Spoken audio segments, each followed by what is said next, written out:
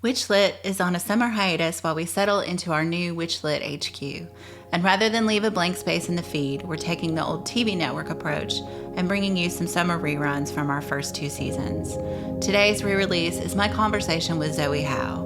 We talked about her then new book, Witchful Thinking. I would highly recommend her other books if you are at all into rock and roll biographies and history. She's written about Stevie Nicks, The Jam, The Slits, Florence the Machine, Styrene, The Jesus and Mary Chain, and she's written a novel, Shine On, Marquee Moon, which was shortlisted for the Virginia Prize for Fiction. Welcome to WitchLit, a podcast where we talk about the craft of writing and writing the craft. I'm your host, Victoria Rashke, fiction author, witch, and nosy Scorpio. Zoë Howe is an internationally published author, artist, musician, and solitary witch based in East Anglia, UK. She has 13 books published, including her best-selling biography of rock's own witchy woman, Stevie Nicks, Visions, Dreams, and Rumors. Howe is a regular host on the award-winning UK station Soho Radio with her popular The Rock and Roll Witch, and she has also appeared on UK TV and radio outlets including the BBC and Sky Arts. Her work has been acclaimed by publications including The Guardian, The Sunday Express, Teen Vogue, Rolling Stone, and elsewhere. She is currently the Royal Literary Fund Writing Fellow at Newnham College, University of Cambridge. Her new book, Witchful Thinking, is available from Llewellyn in the US in April 2022. Zoë Howe, welcome to WitchLit. Thank you very much for having me. I'm so excited to have you on. We chatted a little bit before and I've already gushed about your book. So now we get to talk about it some more. Hurrah. So our first question for everybody is why write? I know you're a triple threat because you've got a lot else going on. So why write in addition to make music and art? Well, writing, that's such a big question. Just 2 words, but it's a big question. Why write? There are so many reasons why one should write and why I can't not write. But I think the first thing that springs to mind really is that sense of getting your thoughts out of your head and onto the page, physicalizing your thoughts. And that can work on a number of levels, you know, just from the point of view of journaling, processing your thoughts from the day. And it's obviously used as a technique in therapy for a very good reason, because once we get our thoughts out onto that page, you know, they become a little bit easier to control and to understand. I think writing gives us perspective. So even if it's just for our eyes only, that's a powerful thing. And I find myself, you know, everything gets written down. I love lists and, you know, notebooks get filled very quickly. And, you know, that to me, it's important for mental health, and it's important for, you know, recording special things. Because we think, you know, my mum always says it, we think we'll remember these things, but we don't. She says, write it all down, you know, whenever there's a synchronicity or something really magical happens or something, you know, maybe connected with spirit happens. We think we'll remember these things because they're so fab, and they quite quickly fly away. So I write for that reason as well, to record. I always say I'll look back and see if there's any patterns forming, but I never do. I don't like looking back. I just look forward, but it'd probably be quite interesting if I did do that. But also from the point of view, you know, you think of magical journals and books of shadows. That's something that I've always maintained throughout my life. And I find it not only interesting from a point of view of recording what I'm doing, setting out and organising my thoughts, maybe for a ritual or, maybe a new moon list or whatever. But I feel that just the writing of it is a magical act, making something that was once non-physical technically physical. And I think, you know, it's interesting, you often hear people who are not necessarily magical practitioners saying, oh, you know, I wrote down a list of things that I wanted in the house that I wanted to buy, or, you know, or my perfect partner. And, you know, once that came into my life, I found that list again by accident and it fulfilled all of those things. And so I think, you know, even if you don't realise it or look at it that way, there is something very powerful about writing down our words. And I think with that in mind, we have to be very careful about what we write. And I think, you know, this is a really long rambling answer, but, you know, that's why I think things like gratitude journals are so great, because I used to journal and I used to get, just get everything out and find myself kind of really going over certain things that maybe weren't so great.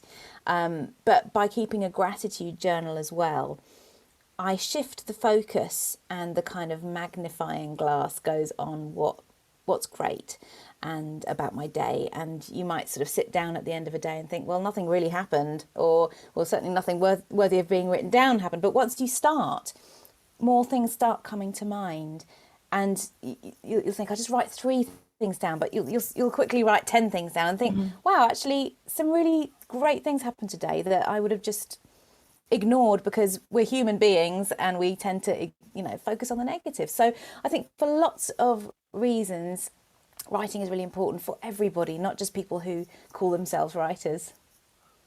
Yeah, I like that you touched on like that writing can also be a magical act in and of itself.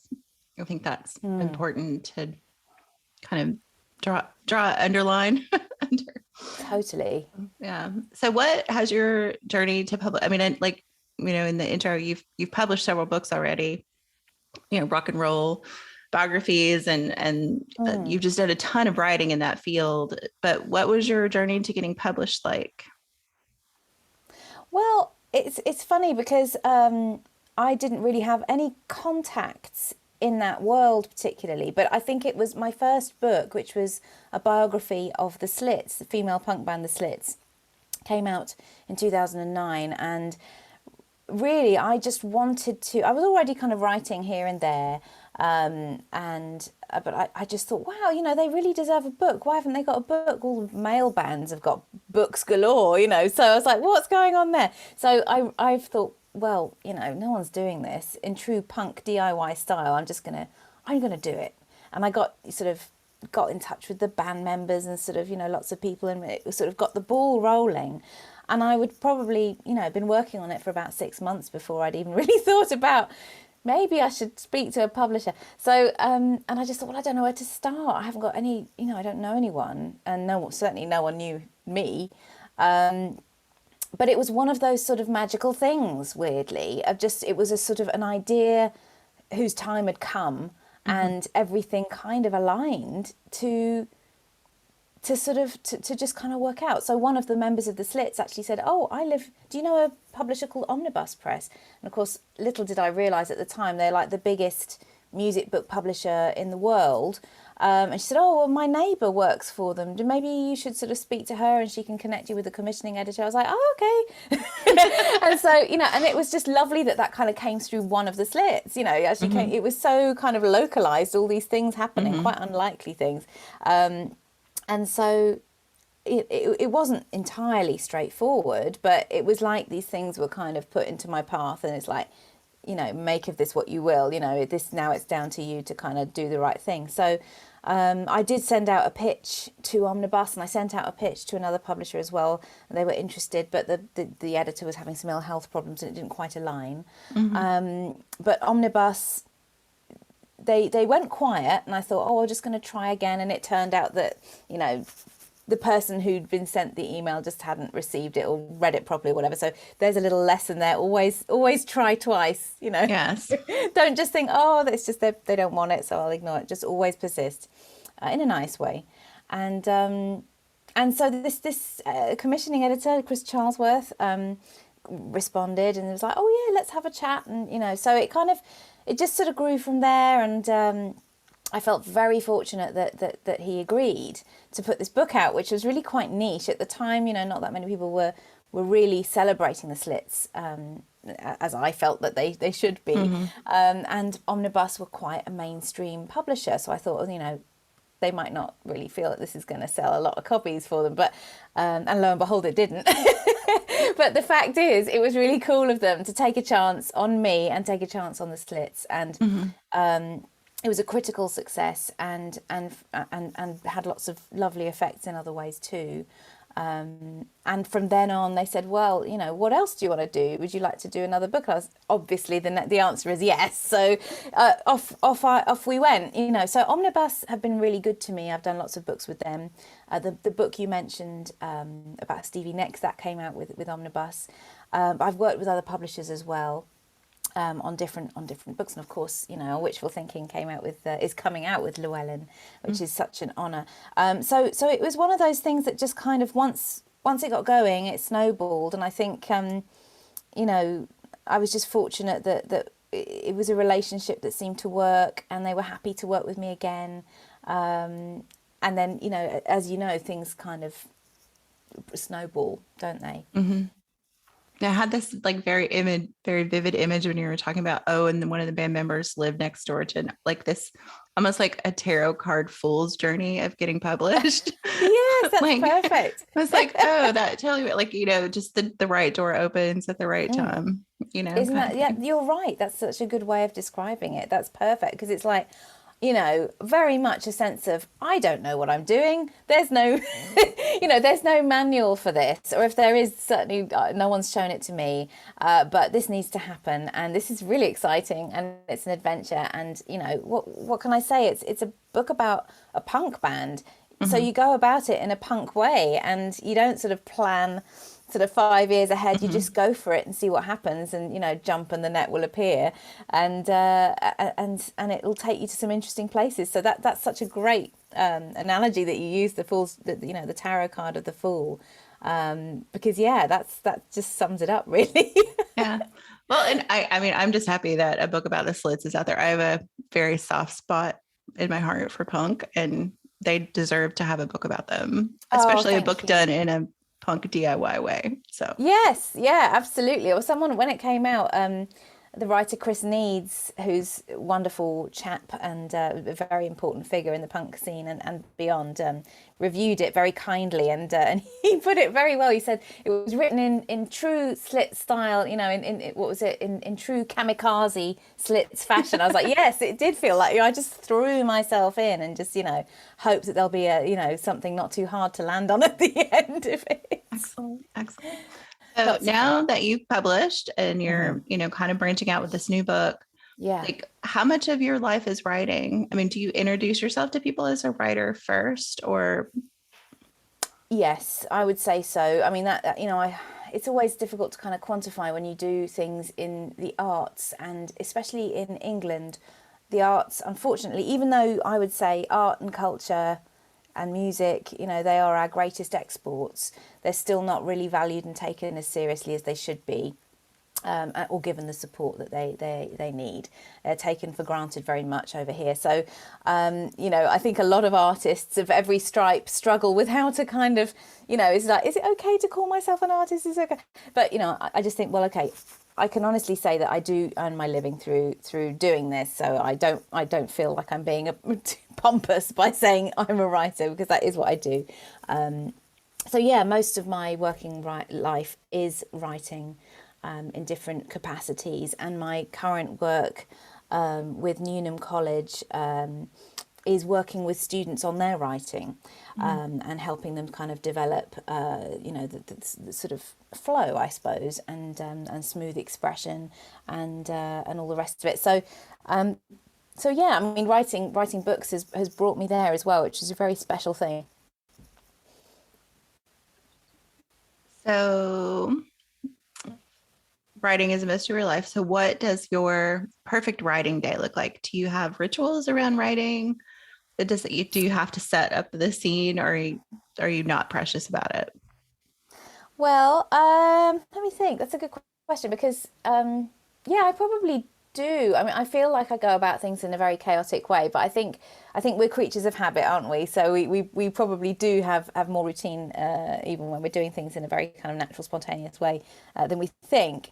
Generally speaking, after I've sort of I've got up and I've had my coffee and I've done my sort of daily kind of meditation and devotionals and all the rest of it, then I will I'll set up my desk and have a little candle burning, and so it is, I suppose it is like a ritual, it all is like a ritual, right down to answering my emails, actually. So I do that first, because I think, get that out of the way, then I can just give my brain over to sort of a more kind of creative flow, I suppose, because once I get into that, I find it very hard to get out and do anything like answering an email for the rest of the day. So that has to happen first.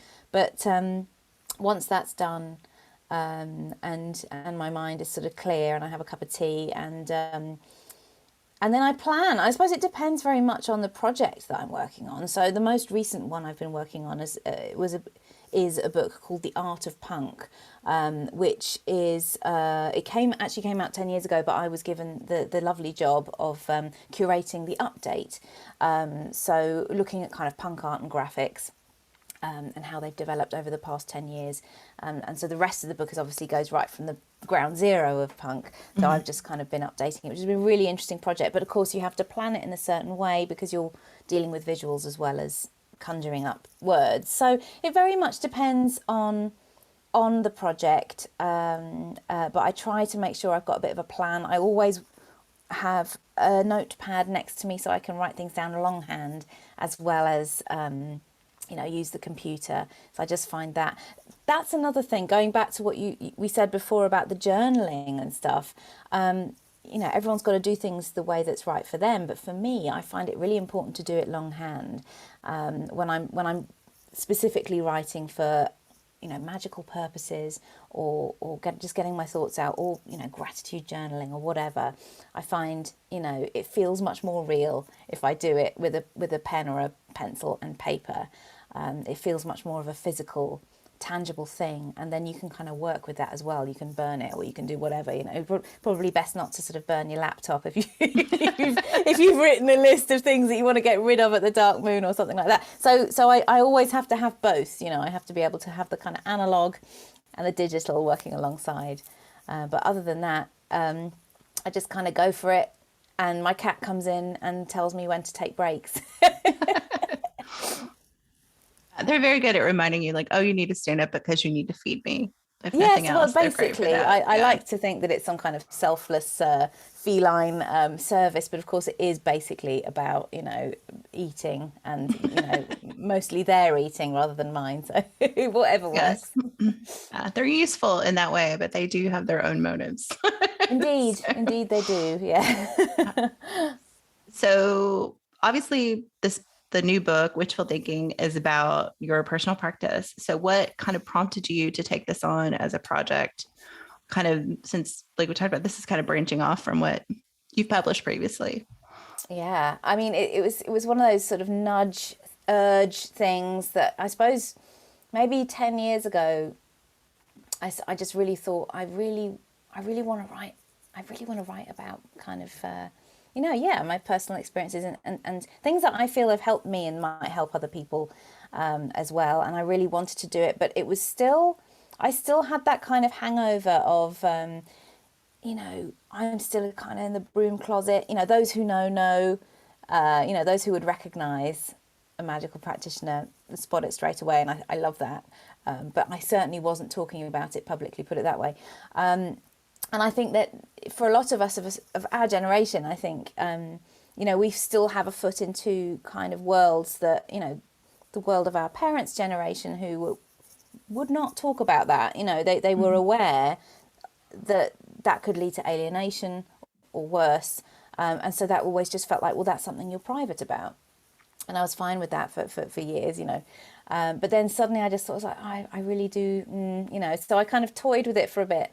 It just felt like something that needed to happen. In the meantime, I'd been doing quite a bit of radio work anyway, and I thought, well, maybe a way to sort of test the water with this is to sort of pitch a radio show called Rock and Roll Witch. It basically kind of brings together my two great loves, so rock and roll and magic. And because I feel like a lot of rock and roll is magical and has a cult at the heart of it, actually, and people are fine with that, that's okay. No one's been kind of massively persecuted for it.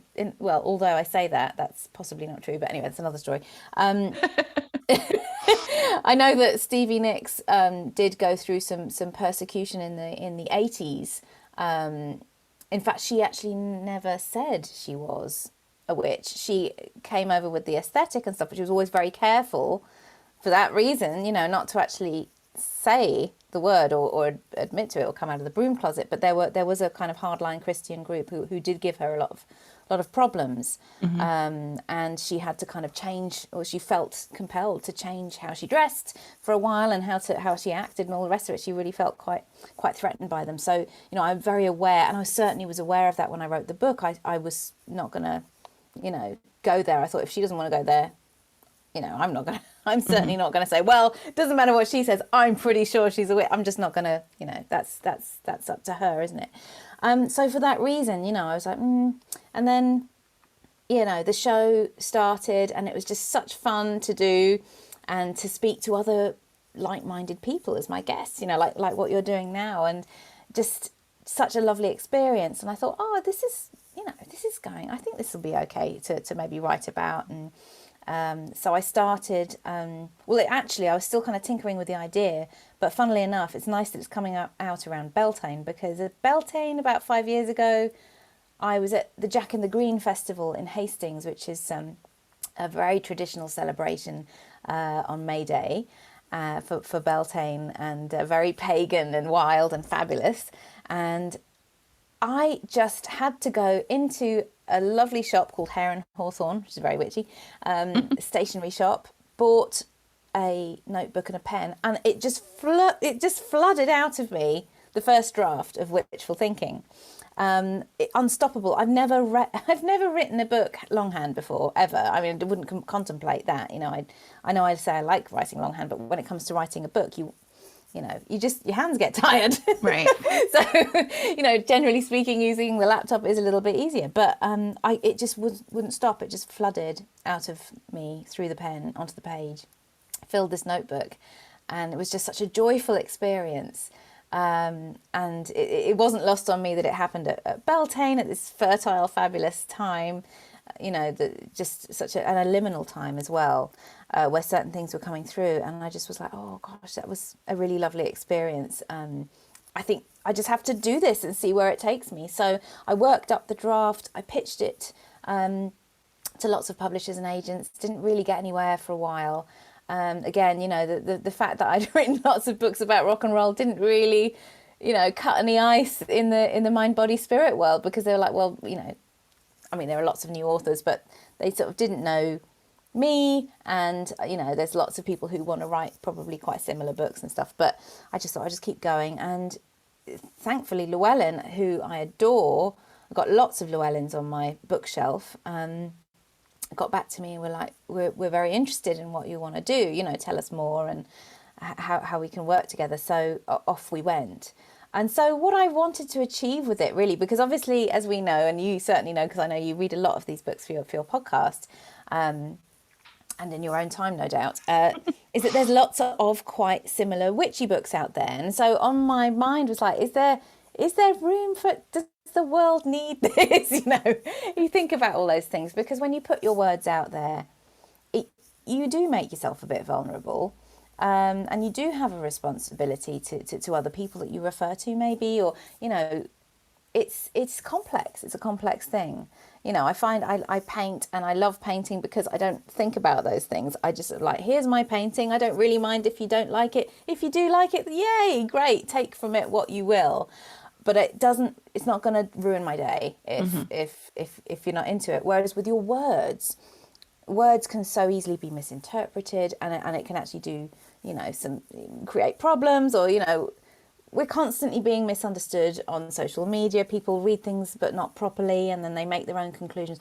So it's become more than ever, I think, quite nerve-wracking for people who work with words, because we're very conscious of trying to make ourselves understood as simply as possible and put across what we want to say. And so I just thought, well, I need to write this from the heart. It's going to be a combination of, you know, experiences and things that I've grown up with, which was special to me. I mean, not everything, obviously. There's quite a lot that I keep private.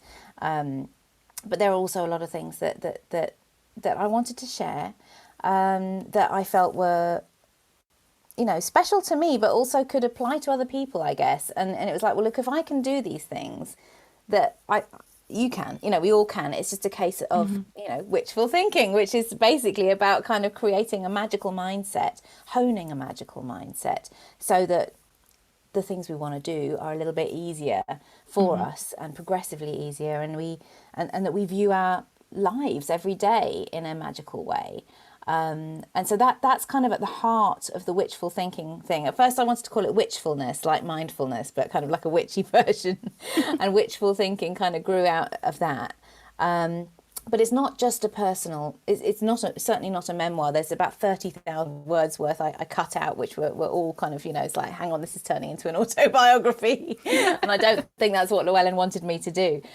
They still wanted it to be something that was like, how to this, how to that, which is fine. So what else did I want to do with it? I suppose I wanted to kind of, it's not just for witches, I suppose, was important to me, because I feel like there's a lot of people who identify as witches just because maybe they watched a few TikTok videos and they drink herbal tea and they've got 5 crystals and so now I'm a witch. And I know there's a lot of opprobrium in the pagan community about people who superficially take on the word witch, and I feel on the one hand it's wonderful to see the word being reclaimed in a positive way in lots of different ways, and that's beautiful. And it means that we can all be ourselves in a much more safe way, openly, and how great is that? But on the other hand, I absolutely understand the feeling of, hang on, people aren't taking this seriously. This is a very sacred thing. This is something many people have an awful lot for over centuries and been misunderstood and been ostracized and worse. So to then sort of not treat it with the gravitas that it deserves is troubling. So I sit on the fence between those two. So I feel both of those things, I suppose. So witchful thinking was meant to say, look, yes, this is for the witchy ones among us, but also it's about kind of making, embracing the magic of every day for everyone, whether you call yourself a witch or not. There's magic in our lives all the time. It's about noticing it. It's about awareness. It's about embracing it and amplifying it.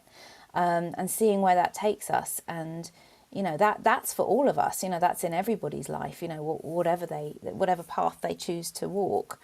So that was important to me, because I thought if you're going to call yourself a witch, that is a very serious and sacred thing.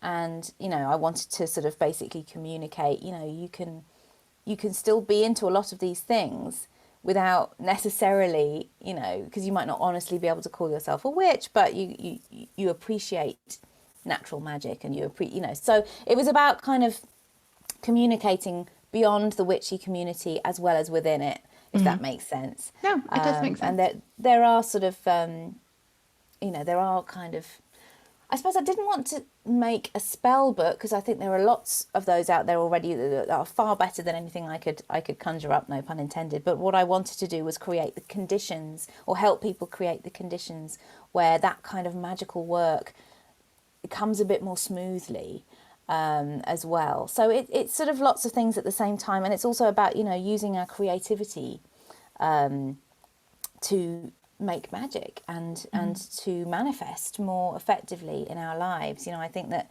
our innate creativity is sometimes underestimated in how powerful, we can work in quite a powerful way with it, I think. We were talking earlier and I mentioned like the book reads like you're talking with a friend, like let's sit down, have tea, we'll talk about witchy stuff. But then like your first suggestion in like further reading is like Agrippa. So clearly some research went into this book too. So what did that look like? Because so much of it is your personal practice and your experience, but then you do have a lot of endnotes, and like, how did you kind of do the research to dovetail with what you wanted to talk about your own practice?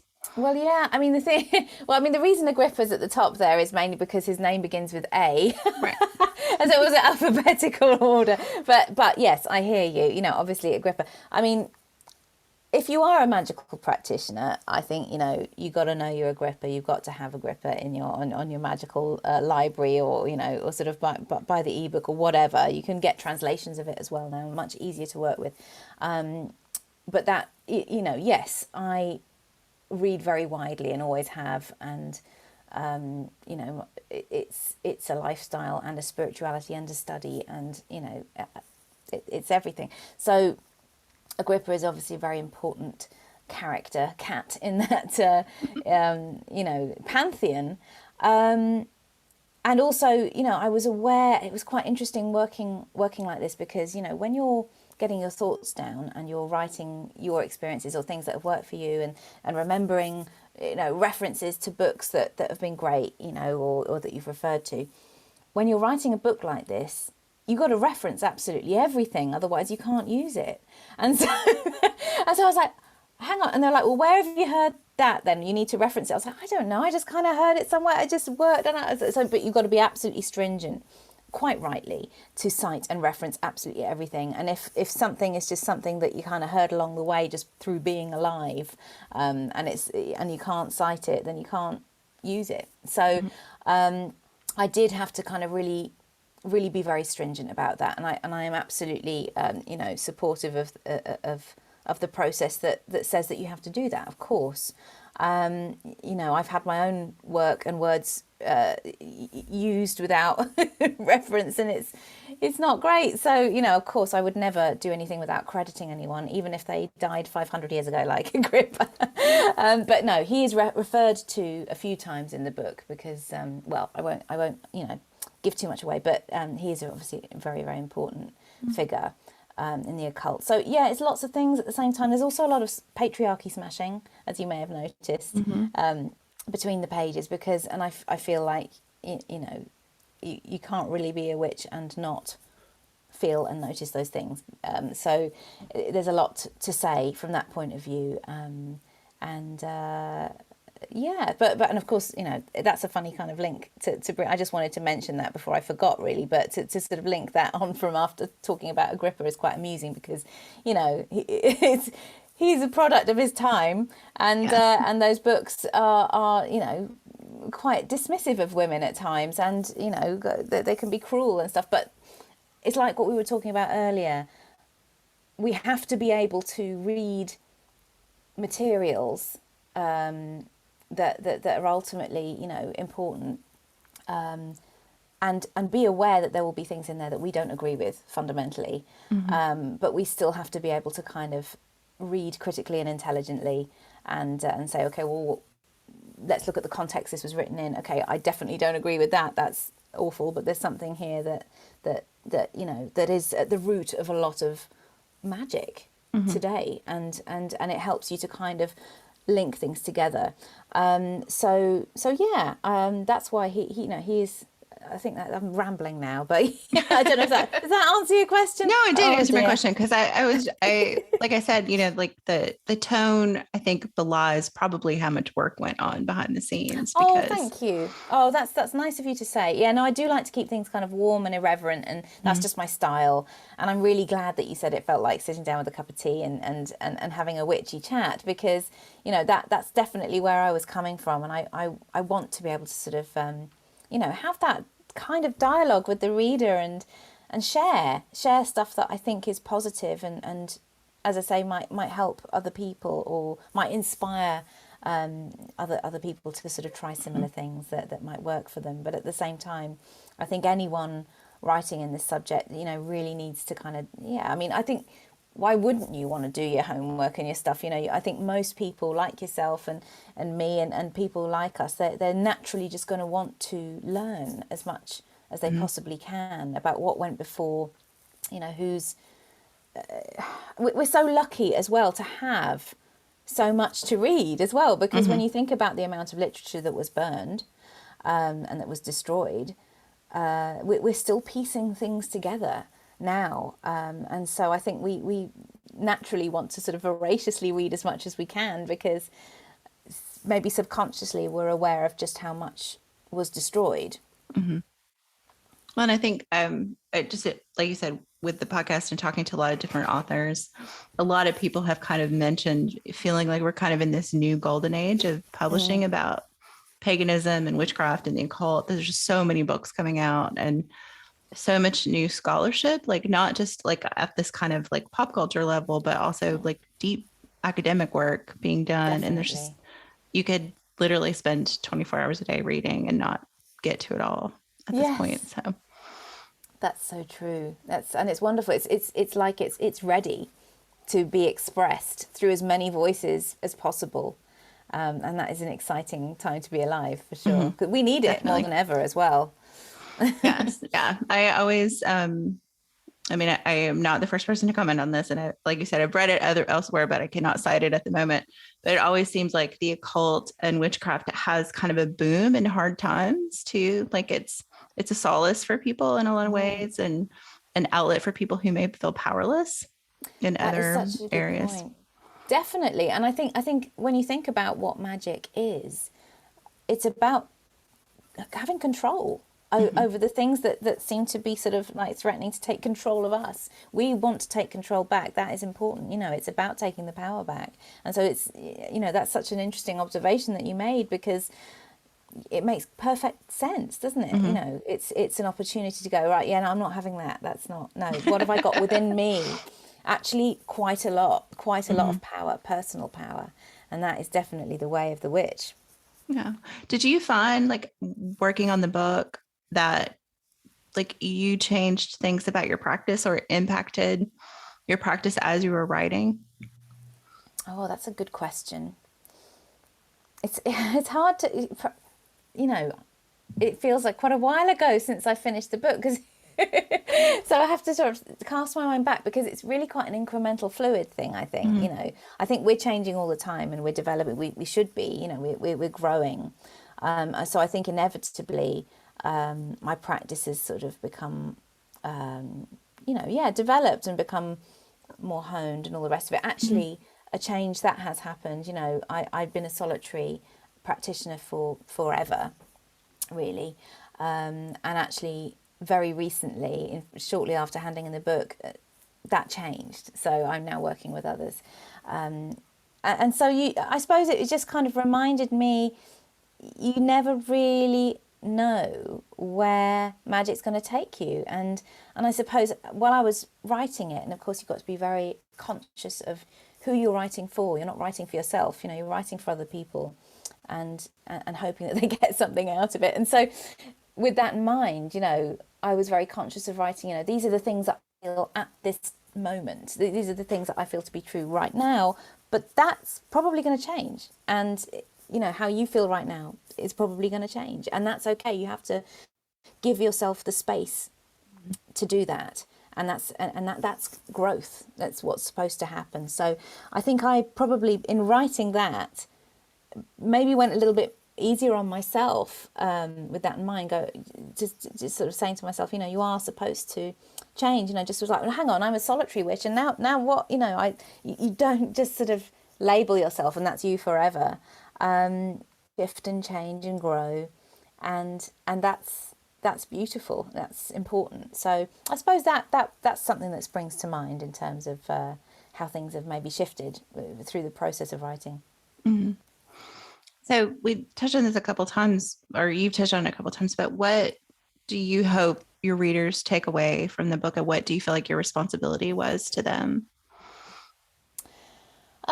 Well, I think, when you're writing a book like this, you definitely do have a lot of responsibility. You're essentially advising people to try stuff, try quite specific stuff. And, of course, everybody has the choice to say, well, I don't really fancy doing that right now, or I don't agree with that, or whatever. But, you have to the best of your abilities, do it in a way that is inclusive and, what's the word I'm looking for? Just sort of, as I say, it's all very much from the heart. I'm sorry, I'm just flicking through just to see if I've got any kind of specific examples I wanted to share. But what was, remind me the question? It was about the responsibility of the readers. Like your responsibility to your readers. I mean, what, like when you were writing, what did you want them to take away, and what did you feel like your responsibility was to them? Well, I suppose what I overall hope readers take away from. Oh, sorry, my computer's doing an update. Hang on, let me just. I'm glad this isn't live. Okay, can you still hear me? Yes. Okay, cool. Right, okay, all is well. I suppose, yeah, I wanted people to take away from the fact that magic is really everything. It's everything all the time, and my hope is that that people will kind of understand, I guess, that sorry, my words are going a bit funny. Basically, my hope is that people will embrace magic in a very complete way, whether they identify as a witch or not, because it's so intrinsic and natural to us all. And by that I mean not just thinking, oh, I'm going to do a ritual on the full moon, or or when I need it.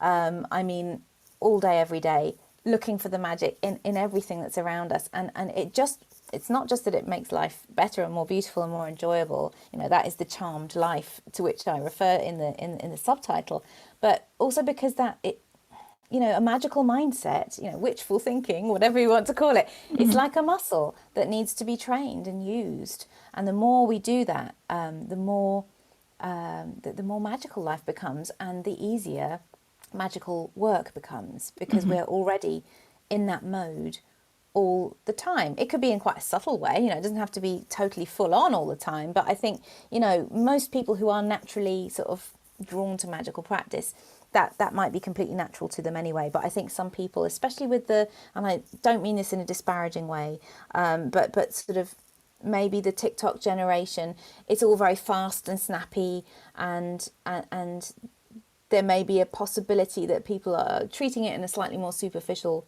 way, in not a very deep way or a very devout way. It's like kind of, the Christian who only goes to church on Sundays or holy days, but the rest of the week isn't really thinking about it at all. To me, it's kind of the same. So I suppose it is about kind of embracing that spirituality in a very complete way, because it's so life enhancing. That's the main thing, I guess. And also about kind of, it is about self-empowerment. It is about, patriarchy smashing and looking at that. It's also about kind of looking at, and this comes through, patriarchal thinking, but it's about looking at how we see ourselves as women, or people who identify as women, how we change, how we age. And that was a really, for me, that there's a part of the book that does look into that quite a bit. And that's actually one of my favourite parts of the book. I speak to a couple of women who are really, really interesting on that subject, on menopause and changing and aging. And it's such a taboo. It's still taboo. We're still kind of trained to try and be as young as possible. And so many otherwise very intelligent, brilliant women are completely distracted by trying to stay young, trying to stay sexy and fanciful and desirable. In the meantime, I don't know, we could be using our energy and our time creatively and for the good of all, to use a magical phrase. So that was an important part of the book, and I hope that people take something positive away from that, just a kind of reframing of aging and how we talk about it. I don't even know if we really do talk about it enough. I think we're getting better at having conversations about things that were previously taboo, which is brilliant. We're definitely improving. With even in the past 5 years, we've come such a long way, but we can't let the ball drop. And so there's that's something that is an important part of the book for me, I would say.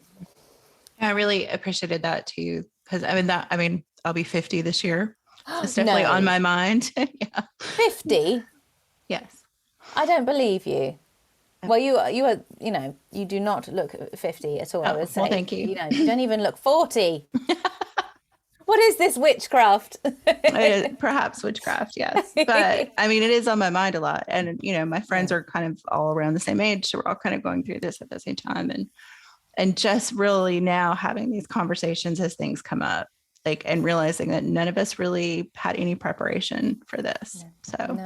So many women's issues just aren't talked about at all. And I think, we're so many of us come late to even really knowing how to really look at menstruation. And it's we have to find so much out for ourselves. I'm so grateful for so many of the books that are out there that kind of help us do that, and give us a kind of helping hand through all this. And by the way, when I said, you don't look 50, what I don't mean that if you did look 50 that would be a problem, because I meant genuinely you don't at all. It wasn't meant as a sort of hollow compliment. But the fact is, I used to love, and still do, when I was little, I used to look at women with crow's feet and lines, laughter lines on their faces. And I just used to think they were the most beautiful things I'd ever seen. And to the extent that I was like, how do I get those? How do I get laughter lines? And I remember sort of like scrunching up my face and sort of like, my mum was like, what are you doing? And I was like, well, I'm trying to get crow's feet, those beautiful guys. And she was like, and then, but you know, that's just a genuine, honest, unconditioned response of a child to seeing a woman with lines on her face, which I thought were genuinely beautiful. And what I also think is beautiful is the fact is that I hadn't earned those. I had to live a life of merriment and laughter and joy and positivity to get some of my own. And I thought, well, that's even more beautiful. So it's a reframing of so many of these things that we need, because, you know, I think there's nothing cooler than a cool old lady who's at home with how old she is and at home with how she looks and because, you know, those changes are, you know, often difficult, I know, and often painful, physically painful apart from anything else. But we also have to find the beauty, because there is beauty and there are gifts, but they don't just come guaranteed. We have to embrace them and find them, and not spend our whole time kind of concentrating on trying to look young or you know, doing stuff to ourselves that actually makes us look not like actual human beings anymore, but at least we don't have wrinkles. You know, it's gone so kind of crazy that I think we need to sort of learn how to listen to women who have been through the change and been through kind of aging, and listen to them, talk to them, because all too often as well, another problem that I know a lot of women feel once they go through menopause is they feel invisible. And this is at the very age we should be listening to them the most, because they have got all this life experience and wisdom. And so it's so topsy-turvy. We have to find our way back to a kind of balance. Yeah. I think when it, you know, kind of that section of the book, and then early in the book, you also mention that women is an inclusive word. And I thought that was so important, because I think, you know, a lot of witchcraft books that are marketed to women tend to have this like gate kept place. Right. And I really think that you called out very early in the book. So, and talk about, you know, women who menstruate or women who don't, or women who can have babies or women who can't, or, you know, and I think that to me just like even made the book more enjoyable, because it was like, oh, this is an inclusive space we're talking about too. This isn't just, you know, women who were assigned female at birth. This is a bigger inclusive umbrella of folks. And I just appreciated that about the book. Oh, thank you. No, I'm really pleased you noticed that and that you felt that. That's important to me, definitely. Because, yeah, to me, it's just, if you identify as female, that, you know, of course.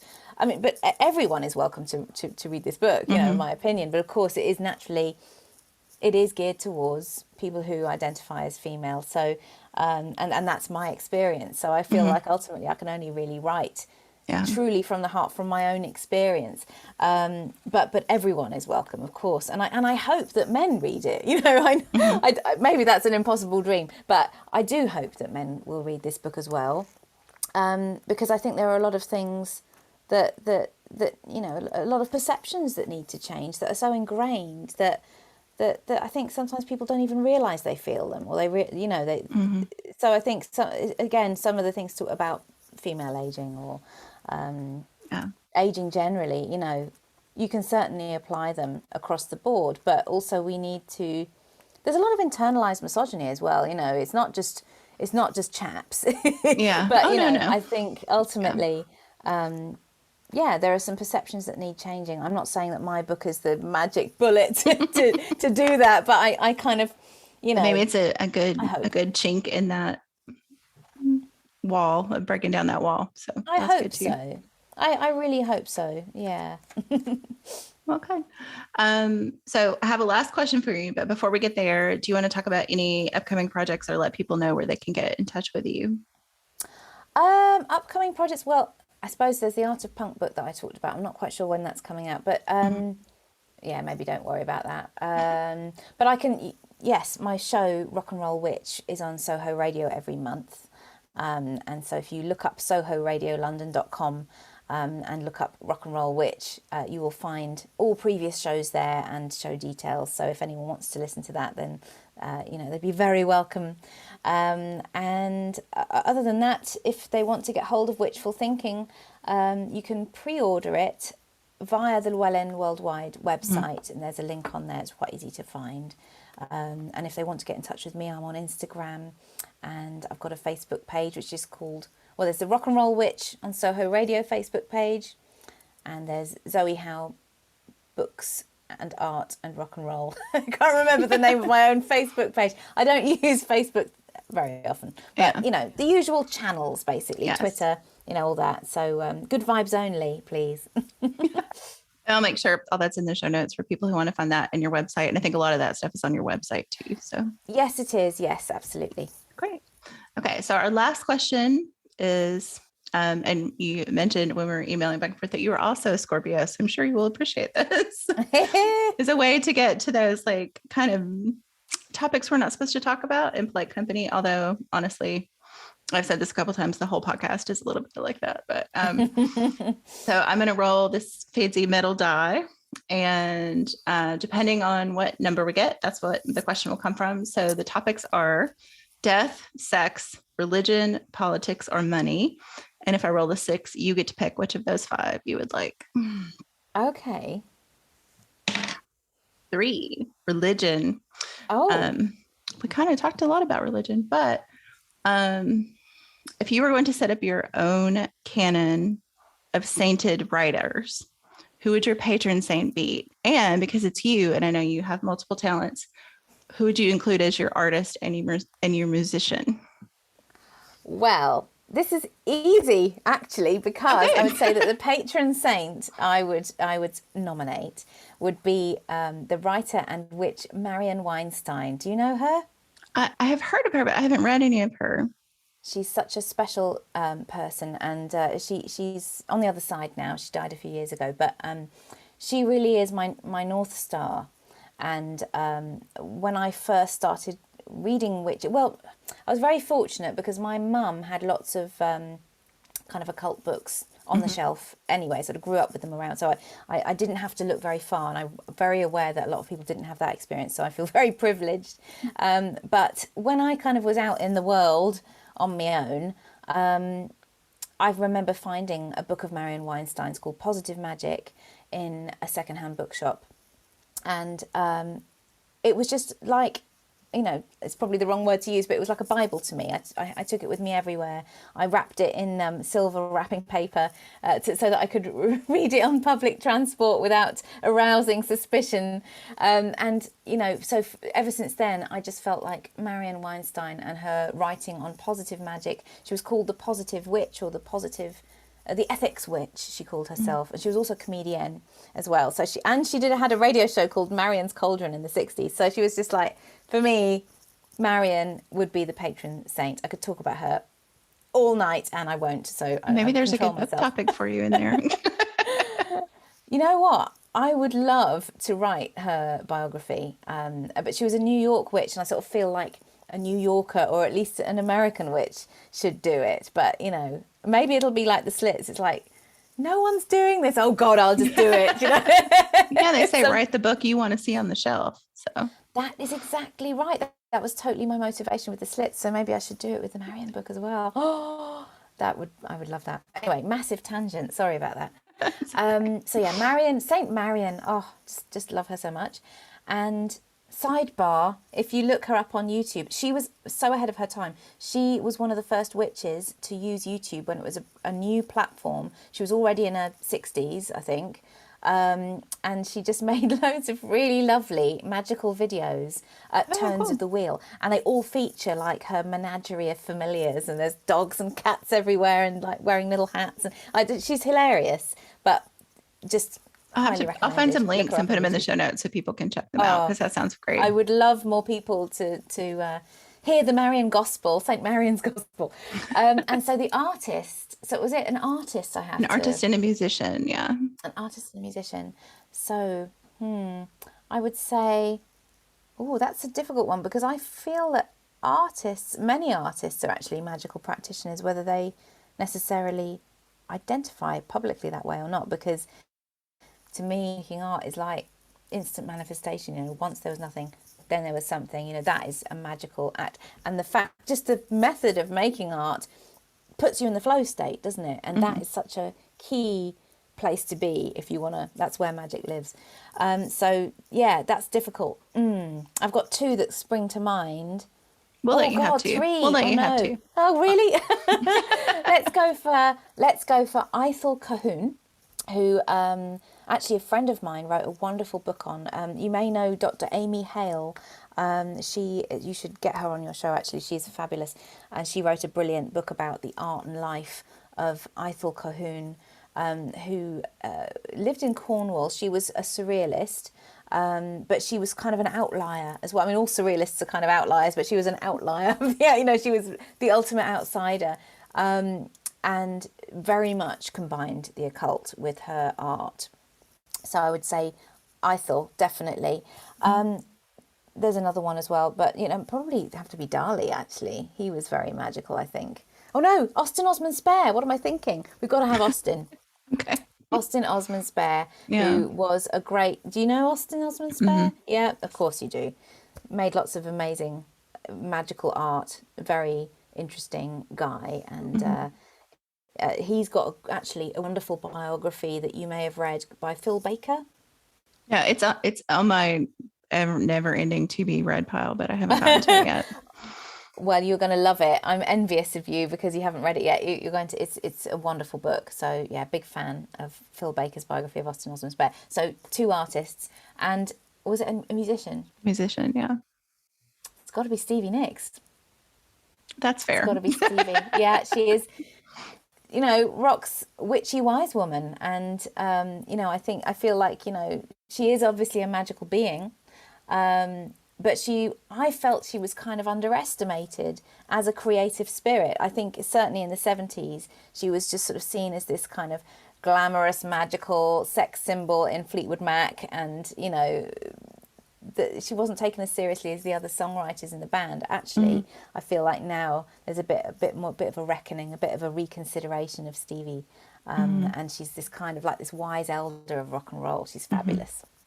Yeah, and I don't think I know a witch who doesn't like at least one Stevie song. Like, I don't think I've met any. Oh, I really love Rhiannon. I think it may be one of my favorites. But the one that the one Fleetwood Mac Stevie Nicks song that I can't listen to and not cry is Landslide. Both my parents have passed, and that song just gets me every single time. So yeah, I have to skip it. Like if I'm driving, I can't listen to it in the car. Yes, and Silver Springs as well. I find Silver Springs very moving as well. But no, Landslide, I completely, especially with the association. Yeah, totally. She's an incredibly special songwriter and a very special person, I think, Stevie Nicks. Yeah. So that's perfect. We're lucky to have her. I like your pantheon. It's lovely. Thank you. Thank you very much. It's a very inadvertently mostly female pantheon, apart from Austin Osman Spare, isn't it? That's not surprising. No, it's not. It's not. It doesn't. Apropos of nothing, you know, it doesn't make any difference really. It's just it's all good. It's all good. But thank you for asking. I like the sound of this pantheon very much. Yeah, me too. Well, I like the idea. You know, I'm so glad we still have Stevie with us, but like those who have passed, like, you know, the mighty dead, you know, I think influence our magic too. So very much so. I think that's such a good point. And, you know, I think that's one of the lovely, exciting things I think about magic is that when you are working magic, you feel part of a continuum as well, don't you? You feel like you are continuing something and you're part of something that goes back and back and back and forwards in time. And, you know, I love the sense that, you know, I know a lot of people do say it in their rituals as well. I think Selena Fox is very good at acknowledging that you know, we are part of something that goes forwards and backwards in time. And every time we light the bale fire or, you know, or whatever, we're connecting with every magical worker who did the same in centuries past, and and also across time now, across space now. That's one of the things I love about the tones of the wheel. I know that even if I'm just doing a very small ritual, it is connecting with all of the other people who are doing the same right at that moment, and I just think that is so beautiful. Yeah, that's such a great note to end on. So thank you so much for being on the show. This has been such a wonderful conversation, and I hope that we get to have another one soon. Oh yes, me too. I've had such a lovely time talking to you. Thank you very much for inviting me on your podcast, and I'm really, really thrilled to meet you.